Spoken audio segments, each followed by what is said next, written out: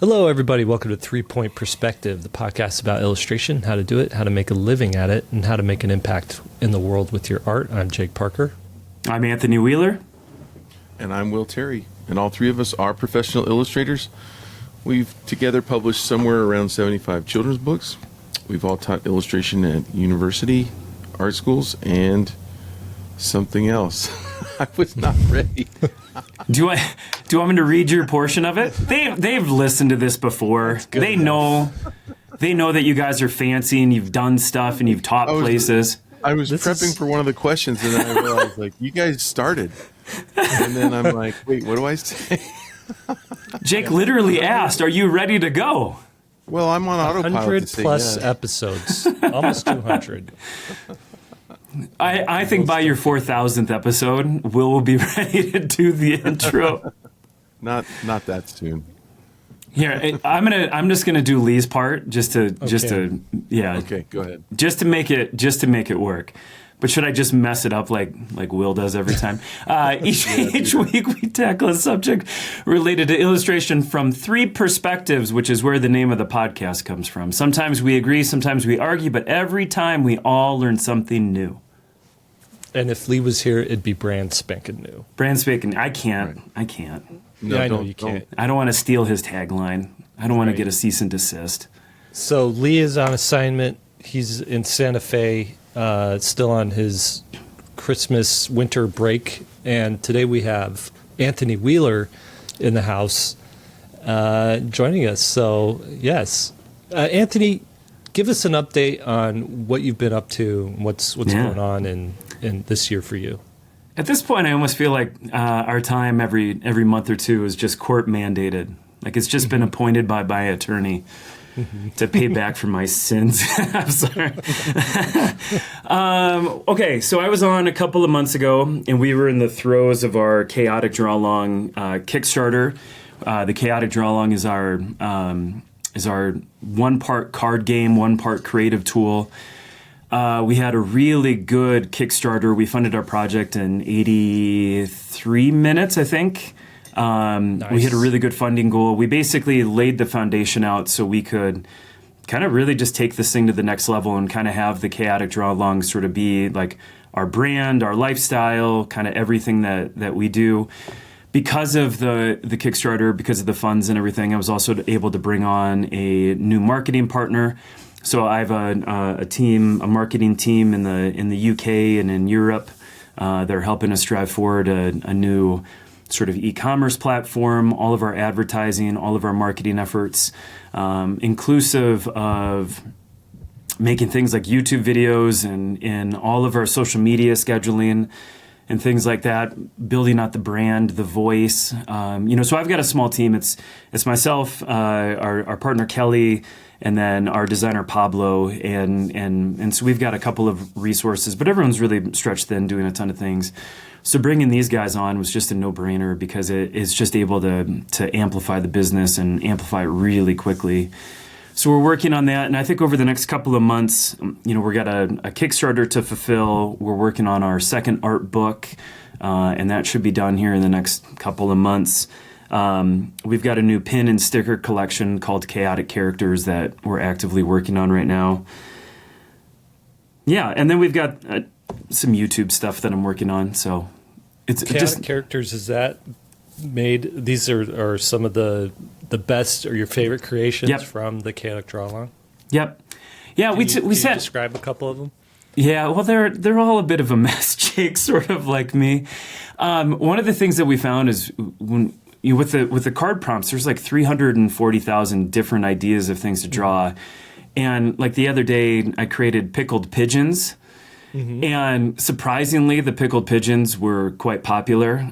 We also have a character called the Ignorant Duck, which pops up in my work quite a bit. We also have a fan favorite. I have this character, Gil, who's just my hapless idiot character. He's basically me as a child, just scared of everything. But people were just, are there pins, are there stickers, are there prints? And for a long time, we just weren't able to sort of deliver because we're just busy doing other things. So I really want this year to be I don't know, a big focus in bringing in product and really servicing the kind of product that I like to make, which is pins and stickers. I love that kind of stuff.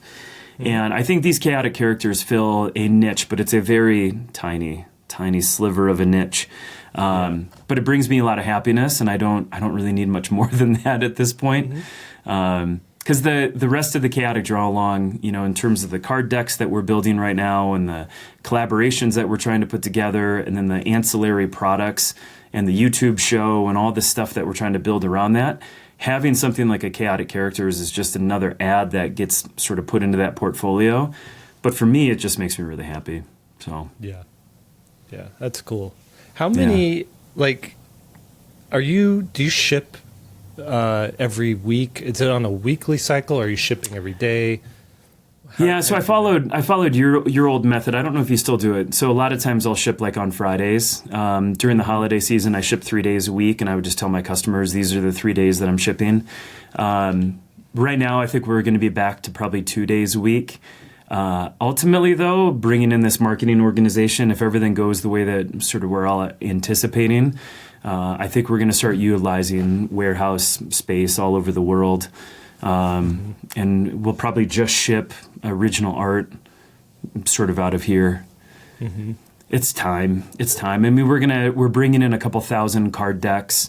We've got 3 more projects within that sphere this year. We've got a new book, and then we've got the art book. At some point, I need to park a minivan in my garage. And if I keep bringing pallets of stuff in, I mean, I'm going to have to sit with all the books like Will does back there. I'm just going to be layered with boxes of books everywhere. Right. So at some point, I would like to bring in warehousing. Someday. Cool. Yeah. We have a friend, Jed Henry, who has a shop called Ukiyo-e Heroes. Have you been following what he's been doing with his shop lately? No, actually, we talked about it a little bit. Remind everybody.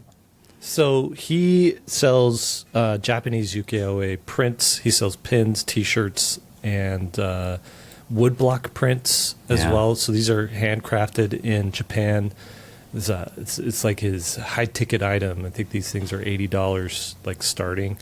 But then he's got these really nice prints that are giclée, which is fancy for inkjet. It's a nice inkjet, right? It's a really good 7 inkjet. or 8 color process. But he prints them on traditional Japanese paper, right? So he's got a really nice product line that he's doing. And he started closing his shop last year and opening it for 48 hours every month. And what that's done for him is it's like it eases pressure on his staff that's helping him. Yeah. Essentially saying, instead of having to come in every week, you come in once a month. Instead of a couple hours every week, you just give me a couple days, and we crank out all these orders. Yeah. What it does is it gives this sense of urgency, like, oh no, the shop's only open for 48 hours. So if I want something now, I better get it, because it's not going to be available until next month or 2 months later, however often he wants to open it. So people order more, and then when people roll up to the shop and it's not open, there's a little thing that says, send me your email and I will notify you when the shop's open. So his email list is growing when the shop's closed. Yeah, which is good. How many sales do you think he misses out on? Like my big fear is just that I'm gonna miss out on some incredible order. Well, from what he said, is it's actually his sales have grown. Month of course. to month. Okay.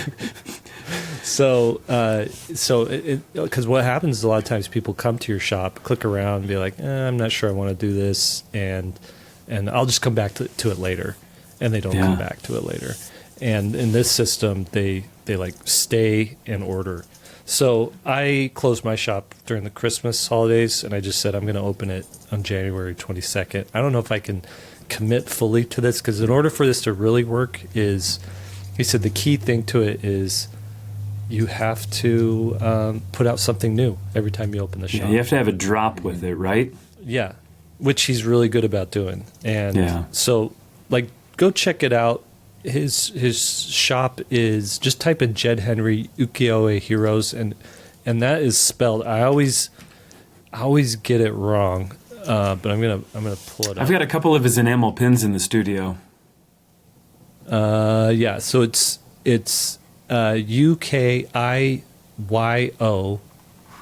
and then -E and then heroes. So UKIYO-E heroes. Well, let me make sure. Let me make sure I get. There's no dash. So it's UKIYOEHEROES.com. And make sure, I think a shop will be open in February, is the next time it'll be open. So check it out. I collect his pins. I've got 4 of his pins. I've got a couple of his shirts. I've got a couple of his prints. I love his stuff so much. Anyway, so that's what's going on there. Have you ever thought about doing that though? Closing the shop and opening? No, I'm terrified. He's incredibly popular, and I'm incredibly not, and so it just feels like any orders that I'm able to scrounge up from the bottoms of the earth, I'm going to take those and I'm going to ship them as fast as I can. Right. I know. I think if I was really popular, or my time was just incredibly stretched, or my team just couldn't deliver. Mm-hmm. Yeah, absolutely. Yeah. But that's also why I made children. Like, my kids are almost old enough where they could just take over the shipping operation. Yes. All right, so shifting gears here, and I've got a question for you guys, for you both. So this is, we're recording this the first week of January. We haven't talked to each other for a couple weeks, really. I love the time between Christmas and New Year's because it is a time of reflection. It's when everybody in our society kind of collectively agrees we're not going to work. We're just going to hang out, right? And if you are working, you're definitely not going to email anybody because you don't want to check email, and nobody else is going to check email. So it really is this time of you can get into your headspace and not have to really grind as hard. Okay, so I'm sitting here thinking, and I'm like, okay, for the last 10 years, I've been doing SVSLearn. I've done 10, 11 children's books. I've done a few graphic novels, and I've enjoyed all of it. But I'm moving into another phase of my life where the family is getting smaller as kids move out. I'm going to have a little more, I think, time on my hands. But also, this is sort of my last chance these next 10, 15 years to really, I think, do something, to really earn and also have time to put into it. Because I've seen people who are 60 plus, and, well, actually, if you count Will, who's 55-ish, you just don't want to work anymore. You want to play. You want to live your life. Yeah. You want to However, live your life. I got to push back on you. I know you're not done, but I have to push back just a little bit. I've been grinding this holiday season. Yes. And I just poke fun at Will, but Will is, out of everybody I know, he is the man who really has figured out work-life balance. And he works when it's time to work, and he plays when it's time to play, and he makes sure that he gets both of those in every single day. And Jake Parker is a man who does work all the time and doesn't live life at all. And I'd like to get to that point, which means I need to. I'd like to just level up my earning ability, so that I have some money for retirement, so I have some comfort, I guess. And so when I sit down to think about it, the old saying, or it's like a Native American story attributed to Native Americans, where it's like you have 2 wolves inside of you, right? There's a bad wolf and a good wolf. Have you heard this before? Mm-hmm. Okay, Anthony's shaking his head. I'm sorry. I just realized we're on a podcast. The answer is no. No. Okay, so you have these 2 wolves, and for listeners who haven't heard this, And, the kid asks the wise old grandfather, he's like, what are these two wolves? And the grandfather says, well, one is a bad wolf, and it only wants to do bad things. And one is a good wolf, and it only wants to do good things. And he's like, well, which wolf wins? And he said, they're constantly fighting, right? So which wolf wins? And the grandfather says, the wolf that you feed. Okay?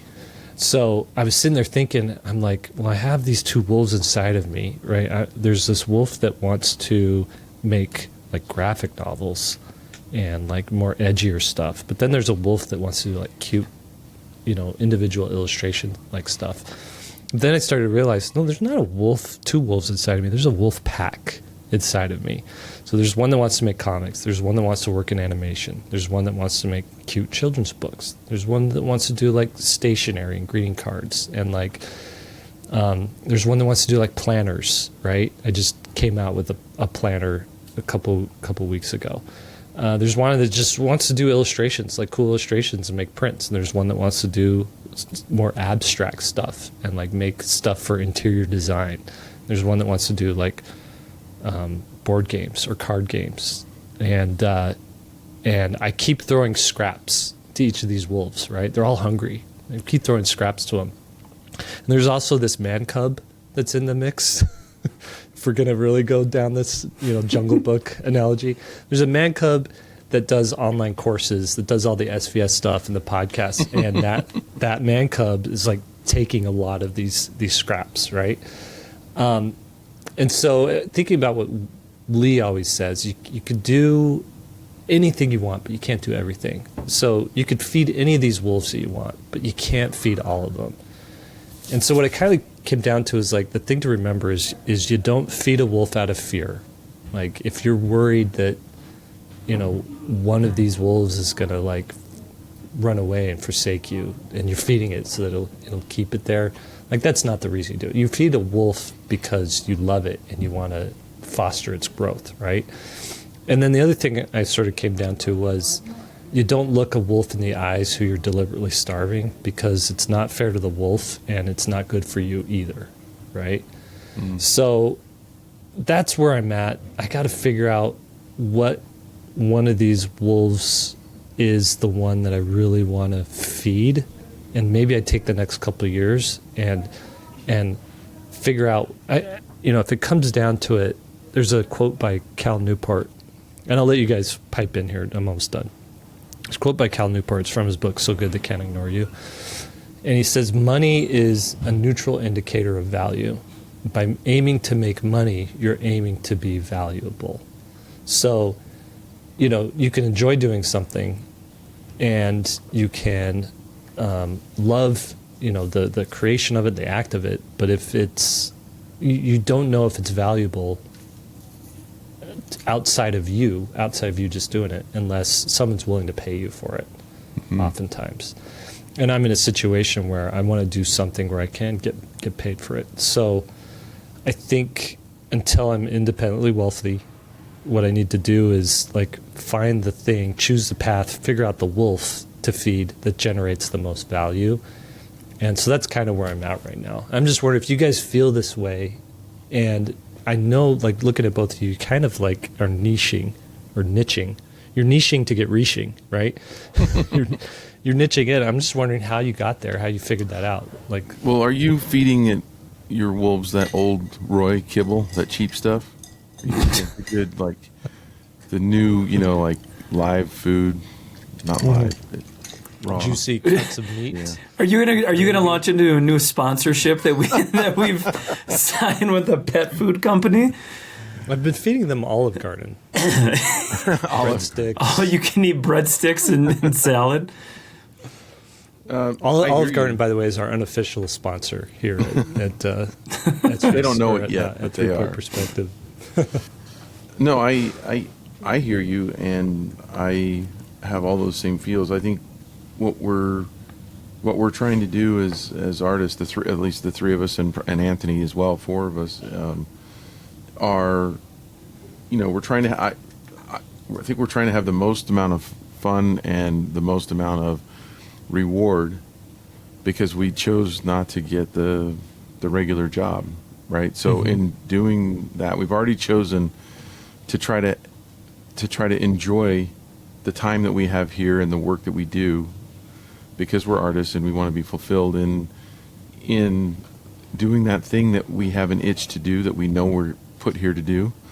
And at the same time, trying to be smart by taking on the projects that will be the most worthwhile at the end of it. And I think all of us have had failures, and we're trying to minimize failures and maximize successes along the way. And we bet on things that are, I look at my career and the projects I choose are kind of like the same strategy that people are encouraged to do in investing, which is you have your sure things, your safe bets, your moderately safe bets, and then your risky bets, and the risky ones for me is like the game that I'm working on right now. I have no idea how it'll do. It's a Kickstarter. The safe ones and the moderate bets keep everything running and allow for the risk. So if the risk doesn't work, it doesn't hurt you. It doesn't kill you. But if you only go for the risky ones and you're betting the farm on it and it has to pay off, then you make compromises in your artwork. Then you make decisions based on what you think will make money and not decisions that satisfy what you know to be right for the art. And that's where your art ceases to be art, and that's where it usually fails, because you made decisions for money instead of for creativity. That's how I see it. No, that's good. That's good advice. Like, make sure it's okay to experiment, but don't hang everything on those risky experiments. Yeah. But and I think going back to that Cal Newport quote, you make something, you put it out there, and you set a reasonable expectation for it, and if it meets that, people buy. You say, I'm going to make a print, or I'm going to make a card, or I'm going to make a game or something, and a certain amount of people buy it. Then okay, let's put a little bit more time and effort into this, and follow that path a little bit further. And you kind of do that until you break it, right? Right. Yeah. I'm just curious what two animals are inside of Will right now. There's definitely a penguin. The penguin is and a polar bear. Like a penguin and like a naked mole rat. The penguin's the evil side. And the polar bear's the good side? No, the naked mole rat is the good side. You like quit corporate America to follow art. And what was it? How'd you know that was gonna work out? I mean, God, it's funny to think back. I had a really successful, high-earning career for a long time, but I was just so desperate to try this, and that was 7 years ago. And at the time, and again, we've talked about this a ton.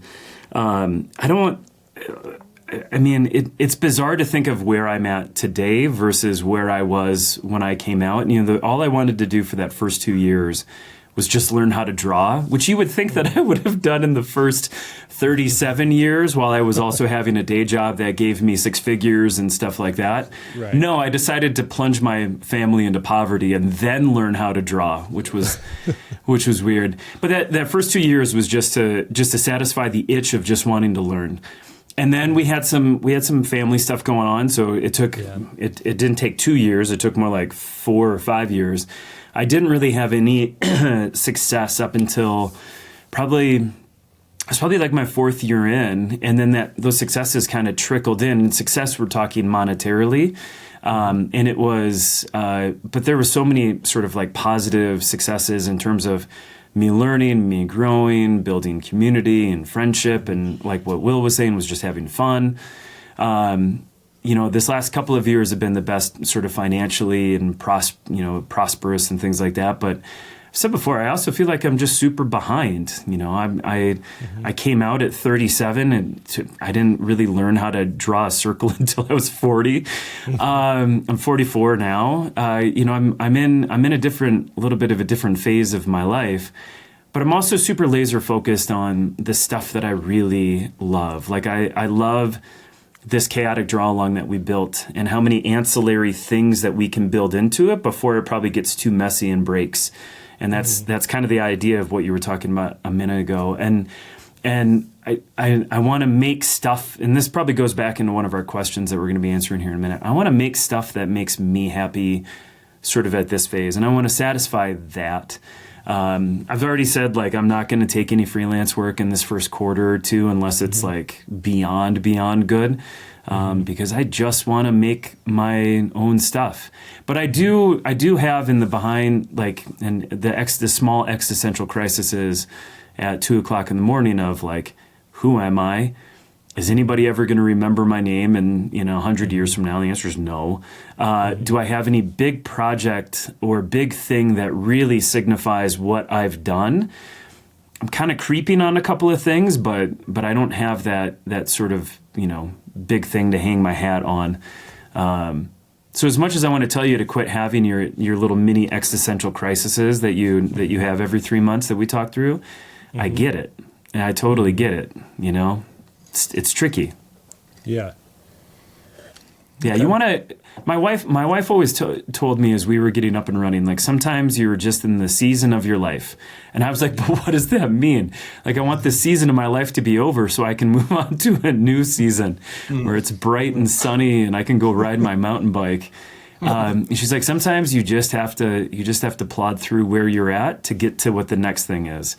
And as much as I want to reject that, I mean, it makes perfect sense. And I think that's kind of that phase of where you're at too. Like, you have all these different things that you really want to do and dive into, but you only have so many hours in the day. At some point, something's going to break. You're going to have to get rid of the things that take up too much time, that don't give you enough reward, because, like Will said, you're in the earning phase of your life, especially with all these kids going to college and stuff like that. Or you're going to have to bring and insulate yourself with a bunch of people around you, but that's going to take you out of creative zone and put you into management zone. And that's going to be a really interesting phase to watch you go through. Yeah. I feel like my son was watching Beautiful Mind the other day. He was sick on the couch. He's like, "Is this a good movie, Dad?" I'm like, "It is a great movie." Yeah. Did you spoil so he's it sitting for there him? watching it, and I didn't. And I'm not going to spoil it for anybody. You know my story on that, What? right? No. I had a friend that totally spoiled that movie for me. And she said it wouldn't. That's not a spoil it. friend. That's not a friend. I know. She's like, "No, I won't." I do spoil remember it. that, yeah. The guy's nuts. Anyway, sorry. Keep going. What does she think a spoiler is? Like, She's a great person. She just had a stupid day. She had a weak moment. but I feel like John in that movie, I think his name, the name of the character is John, whatever. I feel like the guy, the main protagonist of that movie, where I'm seeing all these patterns and everything's like coming to me, and I'm like, I just got to connect everything, and there's going to be that perfect thing where everything just clicks, and I haven't quite figured that out. Or I'm curious if there is a thing where everything clicks, but I'd like to get the most clicking possible. And I like to run business, right? So I've enjoyed doing that, but I also like making art, but I don't like working 80 hours a week. And I know I say that facetiously because I know you have to do that when you're starting something sometimes. Am I a good storyteller, or am I better at just making more decorative, illustrative pieces like that? So it's all these kind of things that are like, what is the thing that I can completely dive into that would be successful, that matches my strengths? That's what I'm trying to figure out right Can now. I ask you a question? Do you think in the last 20 years of your career, have you had that sort of that pinnacle moment where everything on the board sort of connects and it's that event horizon and that we're there? Like, do you feel like you've had that moment and that you've either lost it or that you've just never gotten to it? Yeah, I feel like the thing I feel like I love doing the most is running an online shop and making stuff for that shop, whether it's books, whether it's stickers and pins, whether it's prints.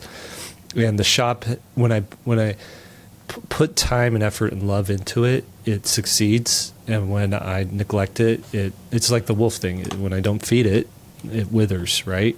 Yeah. And the only problem is it's at the mercy of like algorithms, and it's at the mercy of the marketing side of it, and that's always shifting, and it's hard to like keep up with maintaining and running a shop while also doing the marketing side of it. I feel like, but that really is like, I love coming up with an idea, putting it out there, making it, having people buy it, shipping it out, having little notes and stuff in the things, sending them off, seeing where these things are going. I know maybe that doesn't work at scale, but it might work at what I'm able to do with the resources at hand. Right? Let me tell you a theory that I have. Yeah. On life-changing and course corrections and success for what we're trying to do. If we take that, that video that you sent me of the botany game right. that the couple did on Kickstarter. So there's just give context to that really quick. Yeah, so it's a Kickstarter. It's a board game. It's called Botany. You can look it up. You can look it up on YouTube and see the behind the scenes from the husband and wife couple that made it and their success. And they raised over $1 million, and they had other businesses before. So this legitimately became another business that they own now. It's this game company, right? And in watching that, I started to like have this epiphany. I think it's an epiphany. You guys can tell me if it is or not. But basically, it's like, if you find your thing, right? So like they're like, it sounded like, and they didn't go into great detail on this, but it sounded like, because they have a farm and they sell these flower press kits and stuff, right? Yeah. For the botany hobbyists to whatever they do with after you press a flower, put it in a book or whatever, But anyway, there's a group of people who love flowers and love whatever they do with it. I'm not in that world, so I don't know. But you've just angered the entire botany community. I know. And the press flower community is going to start sending emails. Whatever they do, it's great stuff. But what they did was they found their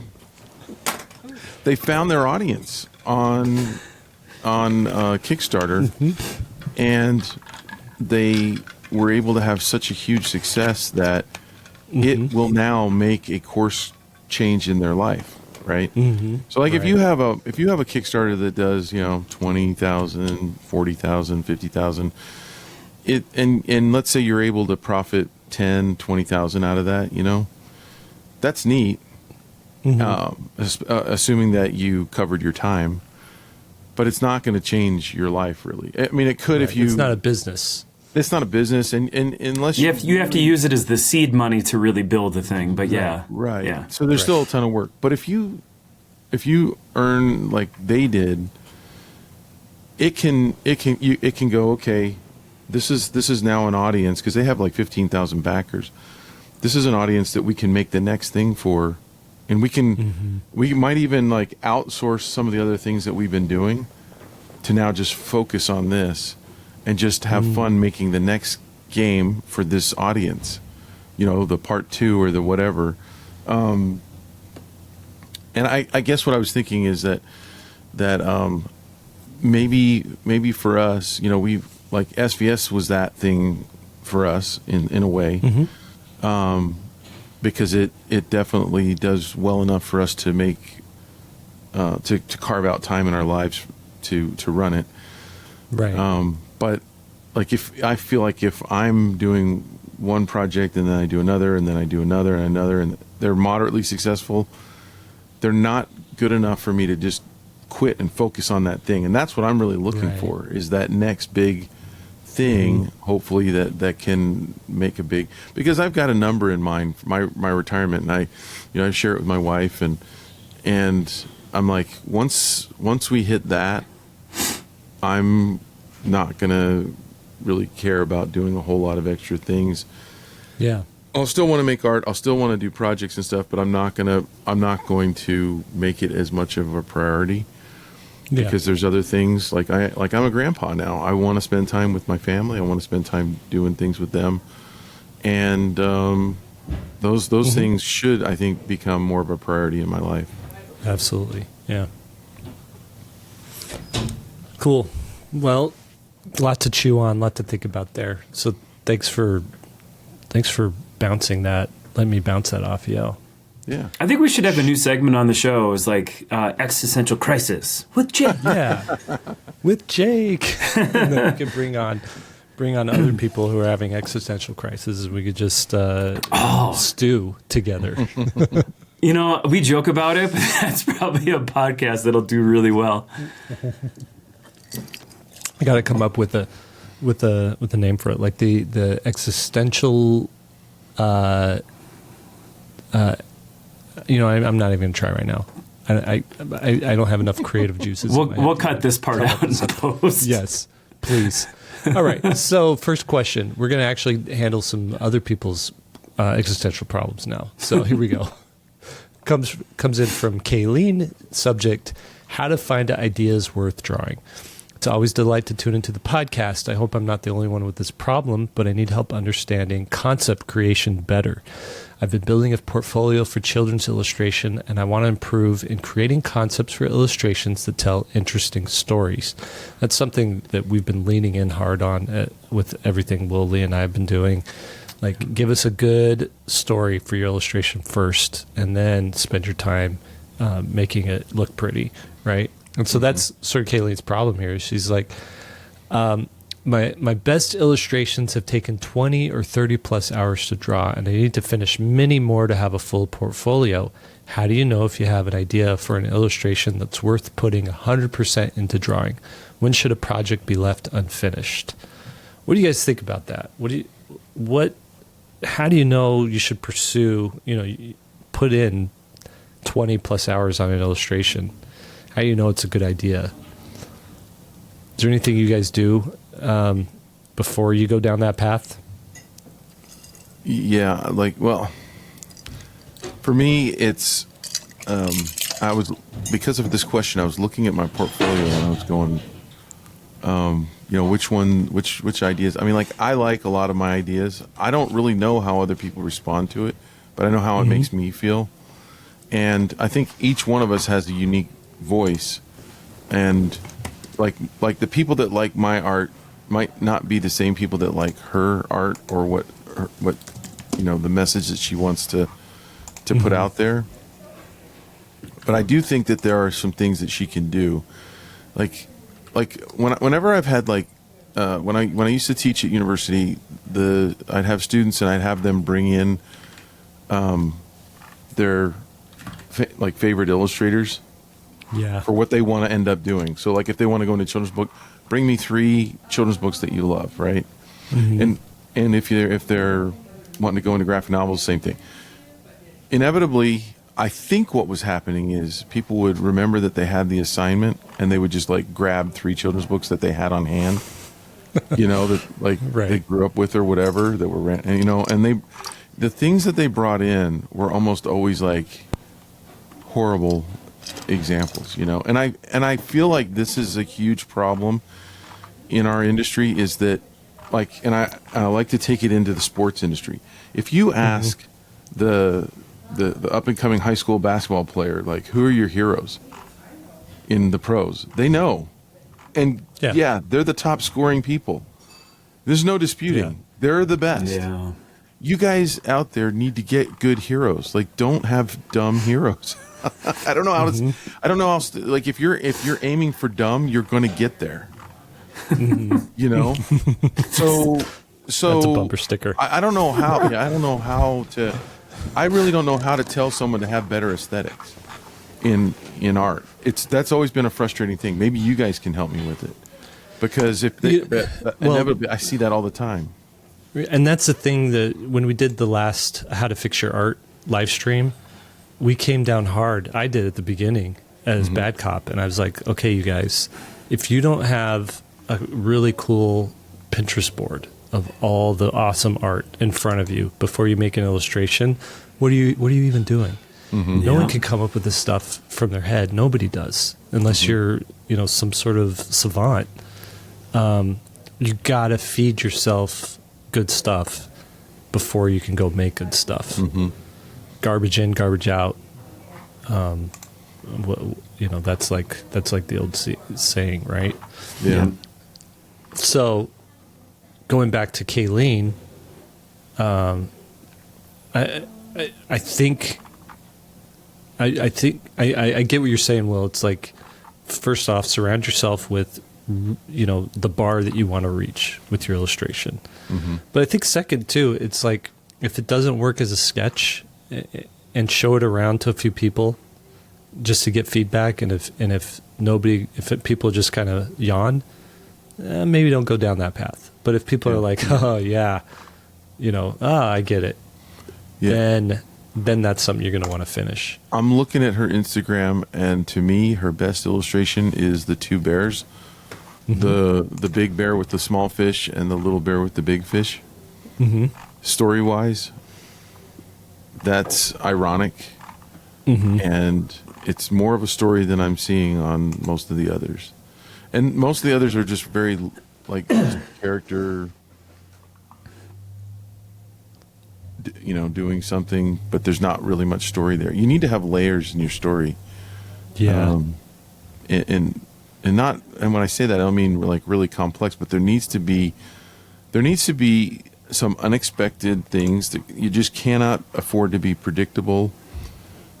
So like I'll pick on her goblin chasing after a bunny. Again, and I know that everyone's going to get tired of me saying this, but I'm going to do it anyway. If you went to your friends and you said, hey, guess what? A goblin chasing a bunny. That's it. What about it? Oh, no, it's just a goblin chasing a bunny. And is there any more to the story? Nope. A goblin chasing a bunny. So that's not, I wouldn't put that on, if you're trying to build your portfolio, that would not be a story that I would tell.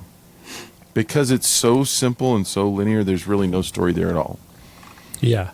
It's like, just to really dial this in and show what you're saying. It's like saying the dog ate his food, right? Okay, yeah, the dog ate his food. Now, just change one thing. The cat ate the dog's food. And the dog's all of a sudden upset. You don't even have to say the dog's upset. That's a story right there. There's more to happen there. Or here comes the dog, and the dog hasn't found out yet.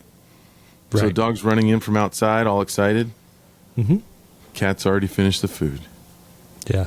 What's going to happen? We don't know, but it's interesting because something's going to happen. Yeah. Yep. So I think, go ahead, Anthony. I anything here. I don't even know why you. No, I wanted to be. I've already talked a lot and suggested that Will has a naked mole rat inside of him. So I felt like it'd be a great idea for me to be quiet for a little bit. I think at some point you have to draw what you love. I think you have to draw what you love. I also think that there's no shame in maybe pausing a little bit to get really comfortable with the things that you love, to concept, to research, to play, to goof around. A lot of my sketches don't take 20 or 30 hours because I don't want them to. I want to move. I want to have more kinetic energy in my stuff. And so, but the way that I am able to dial back the amount of time I need to spend on something is really diving into the concept phase. Lots of sketches, lots of thumbnail sketches. All of that is boosted and built off of using a Pinterest board to start, putting my time and effort in brainstorming, into word clouding, into Pinteresting. All of my sketches, my little thumbnails happen so quickly because of that. If I find a thumbnail that I really love, I expand it 2 or 3 different times. I rotate it, I turn it, I flip the character, I try to take the joke and remove it and see if I can put a new joke in. It's that stuff makes it much easier. And how do you know? And I think that's kind of one of the questions here is how do you know? You just know. and that takes time and experience and going through a bunch of those. Sometimes you have to learn when you have to take your foot off the gas and just sort of like, we're good. And other times you have to figure out when you have to really put your foot down and just go really fast. And that's a time thing. And that's not an easy thing that 3 guys on a podcast can just sort of say. But it'll get easier. It will. I like that. All right, next question. Can I fix one more for illustrations? Yeah, go for it. So the Mala Kalikimaka one towards the beginning where she's got the snowman on the beach. So like you got a snowman on a beach, and there's no reason for us to believe that snowman's going to last any length of time, that he's going to be, and he's happy. But why would he be happy if he's on a beach? He's going to be melting. And you could say, well, Will, you're being too literal, but there's really nothing more to the story. But you could do something to where, like, I would ask questions like, how would a snowman be able to enjoy the beach? You know, how would a snowman survive in Hawaii? And, you know, I mean, you could come up, so I'd be looking for ways of, like, trying to figure out how he can either replace his snow, or how he can stay cold enough so that he could be at the beach but not really. Like, is he working in a snow shack where he's handing out the Hawaiian shaved ice? Because the Hawaiian shaved ice is a big thing, right? So maybe he's working in the shack and it's cool in there. And if he runs out of snow, he can just get some of that and pack it onto himself or something. You know, like, I'm just always looking for more story that when someone sees it, it changes them emotionally. It makes them laugh. Yeah. It makes them, like, it's a creative idea. That's putting a snowman on a beach it's not it is out of context. So it's definitely higher than just putting a snowman in a cold place. But I don't know. Am I overthinking it?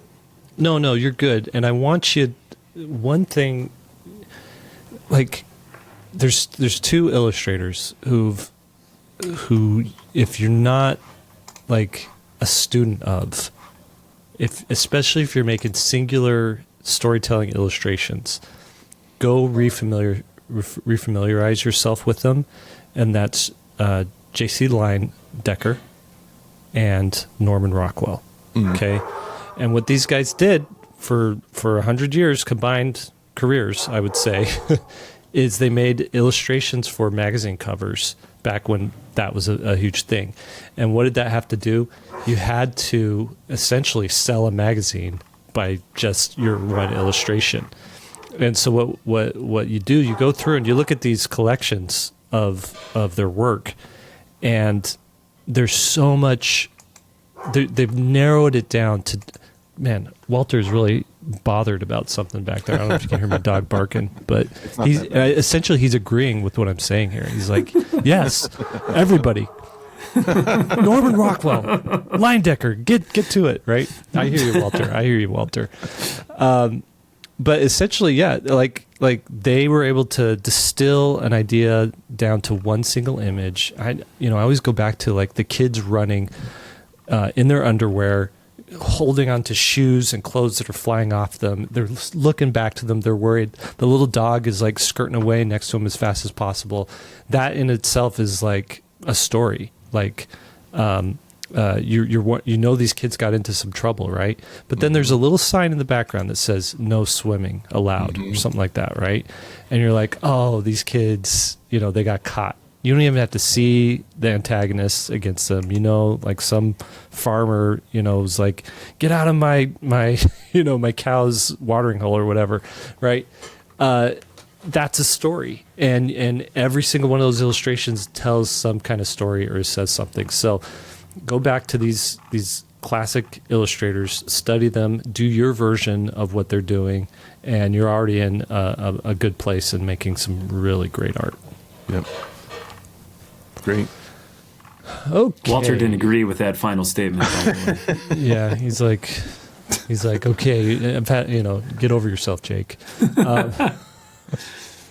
Next question, and I think we'll wrap it up with this one. This is from Sarah. Subject line: your thoughts on wordless graphic novels. Okay, I'm working on my first graphic novel, and I've decided to make it wordless to help me get better at telling stories visually.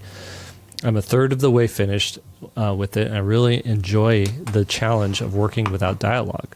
Do you think there is much of a market currently for wordless graphic novels? I've seen very few compared to ones with dialogue, but I was recently told by a librarian that they love having those kinds of books for kids who have trouble reading or whose first language isn't English. I'm hoping that this fact might help me build interest in my book since I'm gearing it towards young adults. What do you guys think? Wordless graphic novels, wordless children's books, does that work? I always pipe in first, so I'm going to hold my thoughts. Okay, Anthony. I was being quiet, so you could pipe in first. I mean, I definitely have an opinion. I'll say mine so you can tell me that I'm wrong, so we can actually do that arguing part of the show here. Sometimes we argue. You're brand wrong. spanking new. I think, again, it comes back to make what you want to make. Like, sometimes you dictate the market. Like, if you really love wordless graphic novels, make a wordless graphic novel. Lean into the thing that you love. Make it the best absolute thing that you can make, and go make an audience fall in love with it. Tell them why it's a good thing. Again, I look at it from a business perspective. When we put out our chaotic draw along, if we don't beat that drum and tell people all about it, no one's going to care about it. But they care about it because I've told them and given them all the reasons, and I've shown to them why I love it. So if you love wordless graphic novels, heck yeah, go for it. Some of my favorite single issues of a comic. Do you remember the old school G.I. Joe, the Snake Eyes issue? Not one single word is said. It's perfect. I'm looking on my computer right now. The Sixth Gun by Brian Hurt and Cullen Bunn is one of my favorite comics of all time. Issue 21 was a silent issue. Mm-hmm. It is perfect. I have a French Donald Duck album, that is completely wordless and silent. Mm-hmm.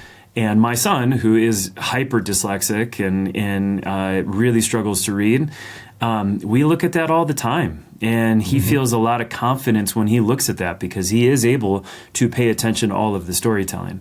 I think ultimately, though, if you love it, make it. If you don't love it, make something different. Will? Yeah, you're right. And the thing is, Sarah is right about the fact that librarians aren't going to recommend a wordless book. And the market is probably larger for worded books with words. But the thing is, there's also tons of graphic novels with words that have bombed. So just because you put words in it doesn't mean the librarian's going to suggest it, right? It has to be, and that's what I think you're talking about, Anthony, is make the thing that you want to make. Because if you make the thing that you want to make, it's going to be better than trying to, like I was saying before, make decisions based on trying to make money. So that's what you're really asking here is, should I make it with words because it'll make more money? And I think Anthony's saying, no, make the thing that you want to make because it's going to be better coming from you, the thing that you love, and you're going to find other people who are going to really appreciate it. And I agree with that. It's hard to do, and it could totally flop. But there are also always exceptions out there. Like if you ask the librarian, should you make a book with words? They're going to say yes. Okay. And then if you ask that same librarian, are there any graphic novels that have done really well that you have in the library here that are like huge successes? And they're like, oh yeah, this one, and this one. So there's kind of conflicting information, and at the end of the day, I think you have to do you. So I'm going to have to agree with Anthony on this one. And I'll pipe in on this. It's kind of a bridge between the two, and that is make a wordless 5-page comic. Boom. Post it online, see what the response is. If it's warm, if it's cool, people are like, oh, that's kind of cool. Make another 5-page, then make a 10-page, then make a 15-page. Now you've got 10 wordless short stories, right? And what you would do next is combine them into a PDF and say my PDF of wordless comics is available. It's $5. If 100 people buy it, you know you're kind of onto something. 1,000 people buy it, you know you're really onto something. Okay, then you kickstart it. You're like, hey, now 1,000 of you bought this. I want to make a print version. Many of you said we want it in print. We want it on our bookshelf. Then you kickstart it, and you see if you could sell a print version of it, right? Or if you don't want to kickstart it, you go to a publisher and say, hey, I've got something here that's 1,000 people are interested in. I think we could go. I think it'd be really good. Here's my proposal. And you either get the publisher to do your anthology, or you get them to sign on to a longer form version of it. And that's the way that you test it out. If it goes back to that quote from the beginning. Here I'm answering my own question from the wolves analogy, but money is a neutral indicator of value, right? That's how you know something's good, if someone's willing to part with their cash for it. And before people, let's see, the 2 or 3 commodities that people are willing to spend right now is money, it's time, and it's attention. Okay, and sometimes people aren't willing to give. I think it goes like this: attention, time, money. Right? Mm-hmm. If you can't get people's attention, then you need to move on. Once you got people's attention, if they'll give you their time, then you can move on to the next one, and that's money. Once they've given you attention and time, you can charge them for stuff. And if those 3 things are all things people are willing to part with for the thing that you're creating, then you should lean into it and go forward with it. Mm-hmm. Yeah. I'm looking at Sean Tan's The Arrival, which is arguably one of the coolest books on the entire planet. Mm-hmm. Yep. Very little words in that one, and boy, oh boy, could I look at that every day. It's great. Yes, it's absolutely great. Mm-hmm. So good. But I think you have to. I think you have to really rise to the challenge, and you have to become an incredibly good storyteller to be able to do and pull something like that off. But you become a good storyteller and you're able to pull off a wordless comic. Just wait until you put the words in. Like, how much easier does your job get? Right. And if you're, if words aren't your strength, at least the pictures are, in comics are already carrying half the weight.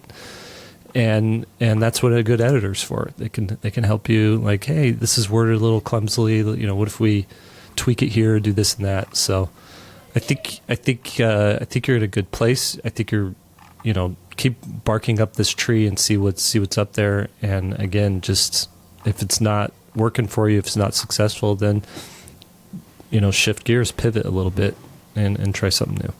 It's important for everybody to realize that if you absolutely love something, like obviously you're making a wordless graphic novel because there's a wordless graphic novel or novels that you love, you absolutely love, right? So that's why you're doing it, because you want to make the same kind of feeling that you consumed, and and because of that, there's an audience out there that wants what you're making. The trick is finding them. Mm-hmm. That's the hard part, is finding them. But if you listen to the other 190 episodes of this podcast, you could probably find out how to make an audience like that, right? Yeah, exactly. And with that, I'll take us out. Does that sound good? Yeah. All right, everybody. Thank you for joining us. Thank you, Anthony, for giving up your morning to hang with us. 3-Point Perspective is made possible by SVSLearn.com, where becoming a great illustrator starts. Your hosts are Will Terry, normally Lee White, but we've got a guest host today, Anthony Wheeler, and I'm Jake Parker. You can find Will online at Will Terry Art, and on Instagram at Will Terry Art, and willterry.com. You can find me on Instagram at Jake Parker and MrJakeParker.com. And Anthony Wheeler on Instagram is Anthony Wheeler Art. And what's your website? Is it AnthonyWheelerArt.com? Yeah. It's very clever. Yeah, it's Anthony. It's almost all Anthony Wheeler art, and then our chaoticdrawalong.com is coming very soon. Very cool. Okay, podcast produced by Daniel Tu. That's Daniel Tu, and his website is daniel2.co. Keeper of the curriculum. Special thanks to him, Austin Shirtliff, for keeping our SVS curriculum nice and tight and helpful.